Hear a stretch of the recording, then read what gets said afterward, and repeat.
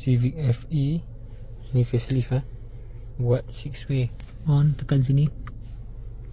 So boleh touch screen semualah. View. Nampak ni depan. Clear gambar.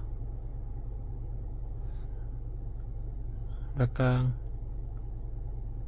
kiri, kanan. Tayar depan, kiri, kanan.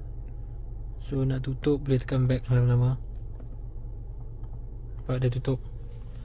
So nak on boleh tekan ni. Tekan sekali. Tekan sekali lagi. Tekan view. Tekan sekali lagi. Tekan sekali lagi, dia tutup. 4 kali dia tutup. Kalau nak cepat tutup terus tekan back pun boleh. Okay, bagi signal kiri. Yang lama punya kita dah cabut, kita dah tukar. Yang baru punya memang lagi clear. Kiri kanan lagi.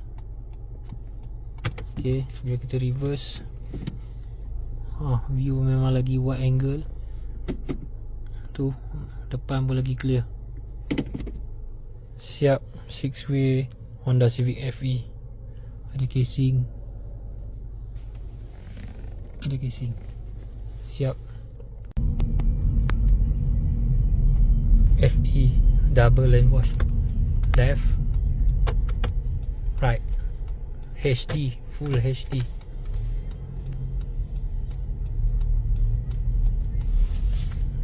Okay. Then wash button still okay. Close. On.